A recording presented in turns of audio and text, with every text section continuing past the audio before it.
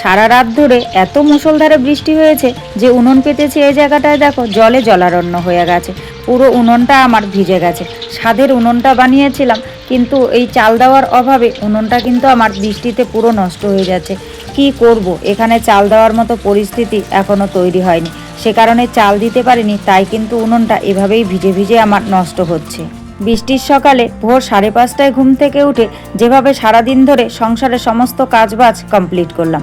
তো দেখো, সকালবেলায় উঠে বাসি ঘরটা ঝাড়ু দিয়ে নিয়েছি। ঝাড়ু দিয়ে ফ্রেশ ট্রেশ হয়ে সোজা কিন্তু চলে এসেছি রান্নাঘরে। আর রান্নাঘরে এসে দেখো শখের মিষ্টি আলুগুলোকে সিদ্ধ করে নিয়েছি। আর আমার এটা খুব প্রিয় খাবার। তো সকালবেলায় কিন্তু মিষ্টি আলু সিদ্ধ আর চা খাওয়া হবে। তো করে নিয়েছি দুধ চা করে কর্তামশাইয়ের জন্য গ্লাসে ঢাকা চাপা দিয়ে রেখেছি। আর আমার চাটা নিয়ে দেখো এ ঘরে চলে এসেছি। আর মিষ্টি আলু চুলে কিন্তু বাটিতে নিয়ে চলে এসেছি। কর্তামশাই এই আলু খেতে একদম ভালোবাসে না, তাই আমি পুরোটা নিয়েছি। আর টেবিলের উপর দেখো মেয়ের খেলনাগুলো কী হারে রেখেছে। আর এদিকে দেখো চাটা খেতে খেতে আবারও কিন্তু মুষলধারে বৃষ্টি নেমে গেছে। সকালবেলার দিকটা একটু কমেছিল, তারপর আবারও নেমে গেছে। তো বৃষ্টি যেহেতু নেমে গেছে সে কারণেই দেখো এখানে জলের বালতি বসিয়ে দিচ্ছি। একটা বালতি আছে সেটা তো ভরে গেছে, তো আরেকটা বালতিও কিন্তু বসিয়ে দিলাম। কারণ কাল সারা রাত ধরে এত হারে মুষলধারে বৃষ্টি হয়েছে, জলের পাইপ ভেঙে গেছে। তো আর তো মোটামুটি এই 7-10 দিন জল পাওয়া যাবে না, ওইটুকুন জলেই চলতে হবে। সে কারণেই কিন্তু আজ থেকে বৃষ্টির জল ধরতে হবে। তারপর ওই বৃষ্টির দিন বাইরে আর কি কাজকর্ম করব, সে কারণেই কিন্তু সোজা রান্নাঘরের কাজ শুরু করে দিলাম। তো রান্নাটা বসিয়ে দিয়েছি, ভাত নামিয়ে নিয়েছি। আর এখন করে নিচ্ছি পেঁপে, টমেটো আর আলু দিয়ে ডাল। আলুটা দিয়েছি মেয়ের জন্য। আজকে আর কোনো কিছুই করব না, কারণ কালকে রাত্রিরের মাছের তরকারি আছে একটুখানি। আর হচ্ছে ওই দুপুরে যে বানিয়েছিলাম সয়াবিনের তরকারি, সেটাও কিন্তু রয়েছে। আর ঠান্ডা আছে বলে তরকারিগুলো নষ্ট হয়নি। তো যেহেতু নষ্ট হয় না, তরকারিগুলো ফেলে দেবো, খুব কষ্ট লাগছে। সে কারণে তরকারিগুলো আর ফেলিনি, জানো তো। তাই কিন্তু শুধুমাত্র ডাল বানিয়েছি। কারণ কি বলো তো, মেয়ে তো এগুলো দিয়ে খেতে পারবে না, আর মেয়েকে সাধারণত বাসি খাবার দিই না, সে কারণেই কিন্তু ডালটা বানিয়েছি। আর কর্তামশাই এগুলো দিয়ে খাবে না, একটুখানি ডাল হলে ভালো হবে, তাই ডালটা বানিয়েছি। তারপর খুব জোর খিদে পেয়েছে, তাই কিন্তু আর দেরি করলাম না। ওই সকালবেলায় মিষ্টি আলু চা খেয়েছিলাম, তারপর আর কোনো খাবার খাইনি। সে কারণে এখন দেখো গরম ভাত নিয়ে নিয়েছি, সঙ্গে কিন্তু ওই কালকের মাছের চচ্চড়ি আর হচ্ছে সয়াবিনের তরকারি নিয়ে আমি খেতে বসে পড়েছি। আসলে কি বলতো, আমাদের তো সকালবেলার দিকটা ভারী কিছু খাওয়া অভ্যাস। মিষ্টি আলুগুলো খেয়েছি, আর কালকে রাত্রিরে না ঠিকঠাক মতো খাবার খাইনি, সে কারণেই কিন্তু আজ খুব তাড়াতাড়ি খিদে পেয়ে গেছিল। আর এদিকে দেখো আজ কিন্তু আমার বিছানাটা গোছাতে অনেকটাই বেলা হয়ে গেছে। ওই যে বৃষ্টির দিন অনেকটা বেলা পর্যন্ত সকলেই শুয়েছিল, সে কারণে। আর তাছাড়া আমি ঘরের ভেতরকার কাজকর্মগুলো করছিলাম, তো সে কারণে আর বিছানাটা গোছাতে সময় পাইনি। তো চলো বিছানাটা গোছাতে গোছাতে নিজের পরিচয়টা দিয়ে নিই। শুভ সকাল আমার প্রিয় বন্ধুরা, সকলে কেমন আছো? আশা করছি যে যেখান থেকে আমার এই ভিডিওটি দেখছো সকলে ভালো আছো, সুস্থ আছো। আর আমরাও খুব ভালো আছি। অরুণাচল প্রদেশের এই ছোট্ট পাহাড়ি গ্রাম থেকে আমি মামনির সংসারের আরও একটি নতুন ব্লগে তোমাদের সবাইকে স্বাগত জানিয়ে তোমাদের সবাইকে সাথে নিয়ে আজকের ব্লগটি শুরু করে দিয়েছি। আমি আশা করছি আজকের ব্লগটিও তোমাদের খুব ভালো লাগবে, তাই সম্পূর্ণ ব্লগটি জুড়ে আমার সাথে থাকার অনুরোধ রইল। আজ ছিল বৃহস্পতিবারের সকাল, আর ঘড়ির কাঁটায় বেলা বেজেছিল সকাল 5:30। আর 5:30 থেকেই আমি তোমাদের সবাইকে সাথে নিয়ে আজকের ব্লগটি শুরু করে দিয়েছি। যারা নতুন এসেছো, আমার ব্লগটি যদি ভালো লাগে প্লিজ একটি লাইক করে চ্যানেলটি সাবস্ক্রাইব করে আমার পাশে থেকো। আর যারা আগের থেকেই আমার পাশে আছো তাদেরকে আমার অসংখ্য অসংখ্য ধন্যবাদ, আর আমার মন থেকে অনেক অনেক অনেক ভালোবাসা। তো তোমরা তো দেখলেই যে সুন্দর করে কিন্তু আমি বিছানাটা গুছিয়ে নিলাম। যেহেতু বিছানাটা গুছিয়ে নিয়েছি আর রান্নাবান্নার কাজও কমপ্লিট, সে কারণে ভাবলাম যে ঘর দৌড়গুলো সুন্দর করে ঝাড়ু দিয়ে নিই। কারণ সকালবেলার দিকটায় তো শুধুমাত্র বাসিটা ভেঙেছি, কারণ চারিদিক জলে জলারণ্য ছিল, সেরকমভাবে ঝাড়ফাট দেওয়া যায়নি, সে কারণে। তাই এখন কিন্তু সুন্দর করে ঘরগুলোকে ঝাড়ু দিয়ে নিলাম। আর এই জায়গাটা জানো, ওই ফুল ঝাড়ুটা দিয়ে ঝাড়ু দেওয়া যাচ্ছে না, ঝাড়ুটা পুরো ভিজে যাচ্ছে। আর ঝাড়ুটা ভিজে গেলে ঘরের ভেতরটা আর ঝাড়ু দিতে পারবো না, তাই ওই জায়গাটা ওভাবেই রেখে দিলাম। আর এখন কিন্তু শলার ঝাড়ুটা নিয়ে এসে জল দিয়ে সুন্দর করে ধুয়ে দিচ্ছি। আর উপরের পাকাটা সুন্দর করে ধুয়ে দিচ্ছি, কারণ ওই সকালবেলায় পাখিগুলোকে খাবার দিয়েছিলাম, খাবার খেয়ে পরে বৃষ্টি চলে এসেছিলো, পাখিগুলো সবাই বারান্দায় বসেছিল। আর বসে থেকে এখানে না পুরো পায়খানা করে রেখেছে। তো পায়খানাগুলো দেখো শুকিয়ে শুকিয়ে গেছে, কেমন হয়ে আছে, সে কারণে জল দিয়ে সুন্দর করে কিন্তু আমি ঝাড়ু দিয়ে ডোলে ডোলে সিঁড়িটিরিগুলো ওই বারান্দাটুকু সুন্দর করে ধুয়ে দিলাম। ধুয়ে টুয়ে দিয়ে সাইডটা ধুয়ে দিলাম। এখন ভাবছি যে জায়গাটা শুকনো আছে সেই জায়গাটাও সুন্দর করে ঝাড়ু দিয়ে নিই।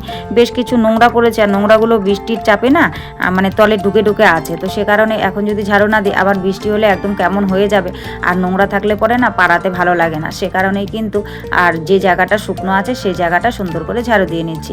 আর ঘাসের উপরটায় জানো তো ওই যে পাশে যে বট গাছটা আছে একটুখানি হাওয়া মেরেছিল, বট গাছে এখন সুন্দর পাতা ছাড়ছে আর কি, নতুন পাতা গজাচ্ছে। তো নতুন পাতা গজাতে গিয়ে যে ছোট ছোট পাতার ওগুলো কি বলে সঠিক আমি জানি না, ওগুলো বেশ উড়ে এসে না খুব বেশি পরিমাণে এখানে পড়েছে। আর এমনিতে দেখো ক্যামেরায় দেখা যাচ্ছে না, কিন্তু খুব বেশি পরিমাণে খুব বাজে লাগছিল, সে কারণে ওই ঘাসের জায়গাটাও সুন্দর করে ঝাড়ু দিয়ে সাইড করে রাখলাম। কারণ সকলে এই দিকটায় মন্দিরে আসে, ঘরের সামনে মন্দির, নোংরা থাকলে পরে আমাদেরকেই বলবে, তাই না, আমাদেরই খারাপ লাগে, সে কারণে পরিষ্কার পরিচ্ছন্ন করে কিন্তু রেখে দিলাম। ওই দিকটা সুন্দর করে ঝাড়ু দিয়ে নিয়ে এই মাঝখানটা তো জল ঝাড়ু দেওয়া যাবে না, আর এই সাইডটায় শুকনো আছে, তো এই সাইডটাই কিন্তু আবার ঝাড়ু দিয়ে নিচ্ছি। কারণ এই সাইডটাতেও না মেয়ে ওই টুকিটাকি নোংরা টোংরা ফেলে, তারপর আমি ঝাড়ু দিয়ে আবার এই দিকটাতেই ফেলেছি, জল দিয়ে যে ধুয়ে দিয়েছি, তো কাগজ টাগজগুলো ওভাবেই আছে, বেশ দেখি বাজে লাগছে। আর উপরে সিঁড়িটাতেও না ওই মানে কি বলবো বট গাছের যে এটা ঠিক কুড়ি না কি বলে আমি বুঝতে পারছি না, এটা পাতাও ঠিক না, ওই ইয়েগুলো পড়ছে আর কি, তো ওগুলো পড়েছিল, ওগুলো কিন্তু ঝাড়ফাট দিয়ে সুন্দর করে আমি পরিষ্কার পরিচ্ছন্ন করে নিলাম। আর এইদিকে দেখো এই দিকটায় কিন্তু জড়ো করে রাখছি। আর এই সাইডটায় জল পেয়ে পেয়ে জঙ্গলগুলো এত তাড়াতাড়ি বাড়ছে কি বলবো, এমনি যে কোনো চারা গাছ লাগালে দেখবে সহজে হতে চায় না, কিন্তু এই আগাছা যেগুলো আছে সেগুলো দেখি একটুখানি জল টল পেতে না পেতেই লকলকিয়ে বেড়ে ওঠে, জানি না কেন। আর যত্নআত্তি করে যে গাছটা লাগাবো সে গাছটা আর সুন্দরভাবে উঠতে চায় না, এটাই বোধহয় প্রকৃতির নিয়ম। তো যাই হোক, ঝাড়ু দেওয়া কমপ্লিট করে নিয়ে আমি সোজা চলে এসেছি পাটা ধুয়ে ঘরে। আর ঘরে এসে হাউস কোটটা খুলে নিয়েছি, খুলে নিয়ে ডাস্টবিনটাকেও কিন্তু পেছন দিকটায় ফেলে দিয়ে এলাম। ফেলে দিয়ে এসে এখন কিন্তু সুন্দর করে ঘরদোরগুলো মুছে নিচ্ছি, যেহেতু বৃহস্পতিবারের সকাল সকাল পুজো দিতে হবে, স্নানে যাব, তো সে কারণেই দেখো সকাল সকাল বলছি কেন, বেলা তো অনেকটাই হয়ে গেছে, তো ঘরগুলোকে মুছে নিচ্ছি। বৃষ্টির দিন বলে তো আর কাজ থেমে থাকবে না, তাই না বলো?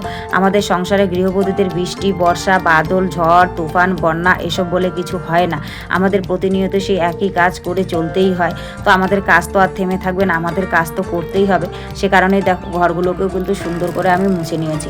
ঘর দোর মোছা কমপ্লিট করে সুন্দর করে একদম স্নান টান সেরে চলে এলাম। আর কাপড়গুলোকে বাইরে মেলে দেওয়া যাবে না, কারণ এখনও তো বৃষ্টি পড়েই চলেছে, বৃষ্টির কোনো ঠিক ঠিকানা নেই, তাই এখানটায় বারান্দাতেই কিন্তু মেলে দিলাম। আর গামছাটাকে ঘরে নিয়ে গিয়ে মেলে দিলাম, কারণ গামছাটা যেহেতু শুকনো সে কারণে। তারপর চলে এলাম এ ঘরে এসে মুখে একটুখানি ক্রিম দিয়ে হাতে পায়ে একটুখানি তেল মেখে নিচ্ছি, কারণ ওই ঠান্ডা জল টল ধরেছি তো বেশ দেখি ঠান্ডা ঠান্ডা লাগছে, সে কারণেই কিন্তু হাতে পায়ে একটুখানি তেল মেখে নিলাম। তারপর মাথাটা আশ্রে নিচ্ছি, তবে মাথাটা কিন্তু সামনের দিকে তালুটা শুধুমাত্র ভিজিয়েছি, খুব বেশি পরিমাণে ভেজাইনি, কারণ জলটা এত পরিমাণে ঠান্ডা, এই ঠান্ডা জল যদি চুপচুপিয়ে মাথায় ঢালি না তাহলে এক্ষুনি সর্দি লেগে যাবে, সে কারণে আর বেশি পরিমাণে মাথায় জল ঢালিনি, অল্প পরিমাণে মাথাটা সামনের দিকটায় ভিজিয়েছি আর এখন আশ্রে নিচ্ছি। আর জানো তো বন্ধুরা, চুলটা দেখে আমার খুব খারাপ লাগে, কারণ সকলের চুল এত বড় চুল আমি খুব ভালোবাসি, আর আমার চুলই বড় হয় না, কিন্তু কিছু করার নাই, প্রকৃতির দান, এটা তো আর আমার হাতে নেই, তাই না বলো? যতটুকু করা সম্ভব ততটুকু করি, তারপরেও বাড়ে না। তো যাই হোক, সুন্দর করে মাথাটা আশ্রে নিয়েছি, এখন সিঁদুরটা পরবো, সিঁদুরটা পরে কিন্তু একটুখানি পুজো সুজো করবো আর কি। তো সব মিলিয়ে আজকের ব্লগটা তোমাদের কেমন লেগেছে অবশ্যই কিন্তু তোমরা কমেন্ট করে জানাতে ভুলো না। আর আজকের ব্লগে যদি কিছু ভালো লাগে তাহলে প্লিজ একটি লাইক করো, কমেন্ট করো, শেয়ার করো, আর আমার চ্যানেলটিকে সাবস্ক্রাইব করে এভাবেই আমার পাশে থেকো। সকলে ভালো থেকো, সুস্থ থেকো, তোমাদের পরিবারের সকলকে নিয়ে ভালো থেকো। তোমাদের সঙ্গে দেখা হচ্ছে পরবর্তী কোনো ভিডিওতে।